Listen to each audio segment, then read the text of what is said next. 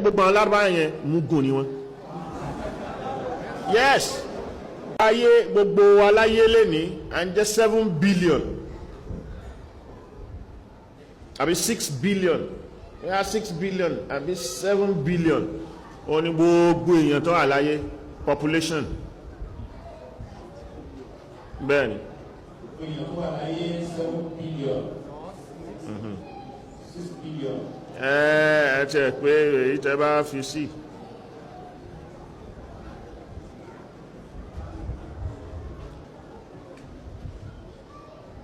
Ní gbogbo ayé pátápátá àwọn Júù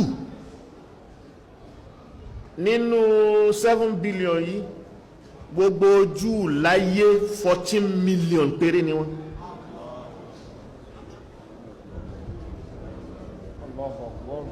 14 million. 14 million ni 7 million nìkan ṣoṣo l'Amẹ́ríkà, 5 million ní Asia, 2 million ní Europe, 100,000 l'Africa. Gbogbo Júù parí.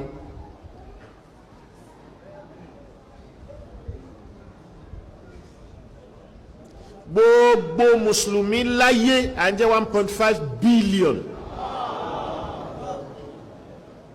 1.5 billion. So 1 billion ní Asia àti Middle East, 400 million l'Africa, 44 million ní Europe, 6 million l'America àti America, North America ni o, South America ni o, ìyẹn àwọn Latin America pẹ̀lú America àti North America, Canada, ẹ̀dá ogun wọn papọ̀ 6 million. So gbogbo a Mùsùlùmí ayé ta jẹ́ 1.5 billion, àràpá Júù ká tó jẹ́ 14 million. Gbogbo Júù 14 million láyé wọ́n wá ń fún gbogbo Mùsùlùmí 1.5 billion, wọ́n ń fún yín ní mú báyìí.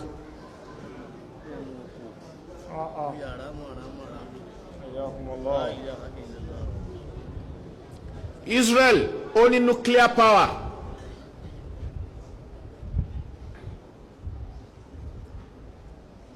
America sì lajú lẹ̀ báyìí títí tó fi ṣe nuclear power yẹn wọ́n kájú kúrò ńbẹ̀ nígbà tí wọ́n rí. Egypt fẹ́ ṣe nuclear power wọ́n ní rárá ó yá lọ tọ́ bọ̀wé non-proliferation àbí kí ni wọ́n ń pè.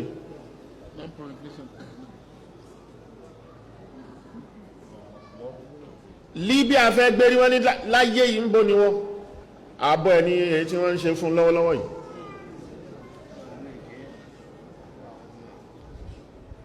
Syria fẹ́ gbérí wọ́n ní láyé ò tó bẹ́ẹ̀ òun náà wọ́n ti dá wàhálà wọ́n ti dáná sí lábẹ́ nìsín.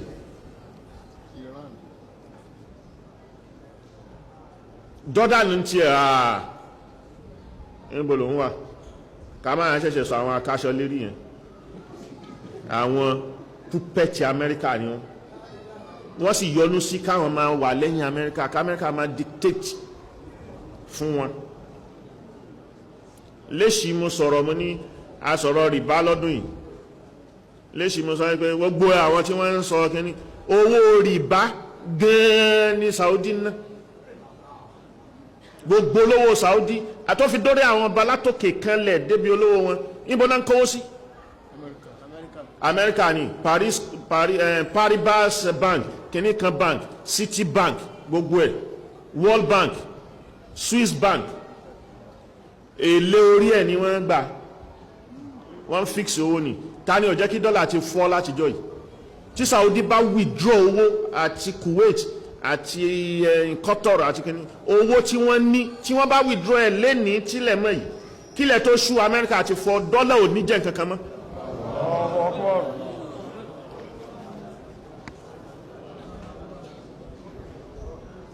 Personal money ẹnìkan wá dìde wọn láwọn ń ṣe bùtánù lázà bùtánù lè náà wọ́n ní kò sí bẹ̀rù Ọlọ́run pé mo ní kò yé ni kò wọ́n ò mọ̀ táwọn yìí ẹ̀rọ tó rí ẹ bá pé tó bá yé ni tó bá yé kìí ṣe kéèyàn ní dọ́kítọ́rẹ́tì lọ́wọ́ lómìnì pé ó ti wá kẹ́kọ̀ọ́ yanjú ó ti wá gbọ́n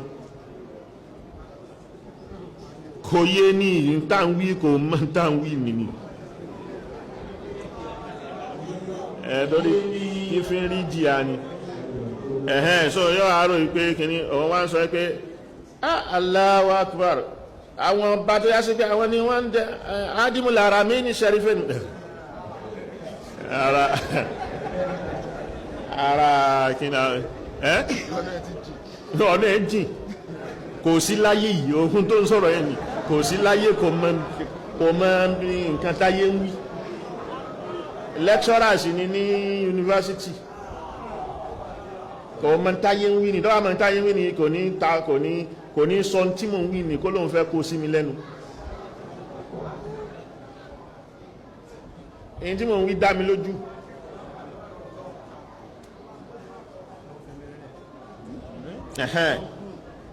ẹ̀yìn owó ni Saudi ó ṣe Iraki dìde Ọlọ́run fẹ́ ṣe nuclear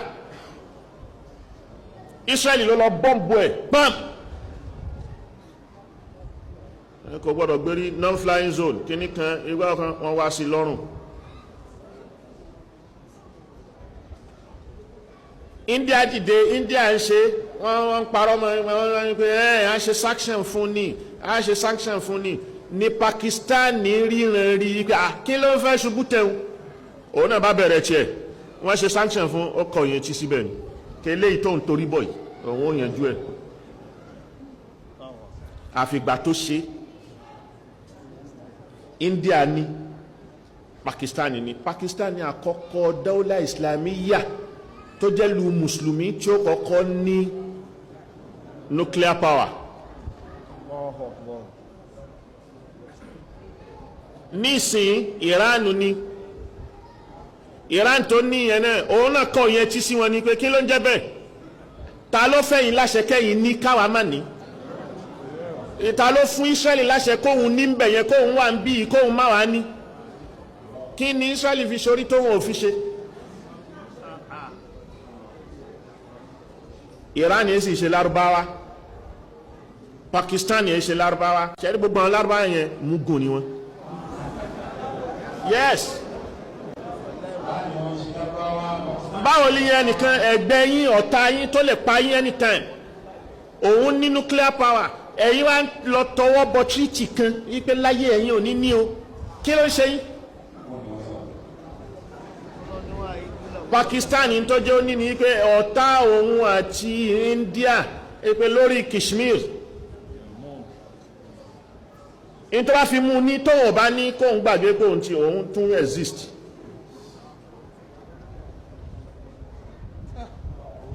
so 1 billion Muslims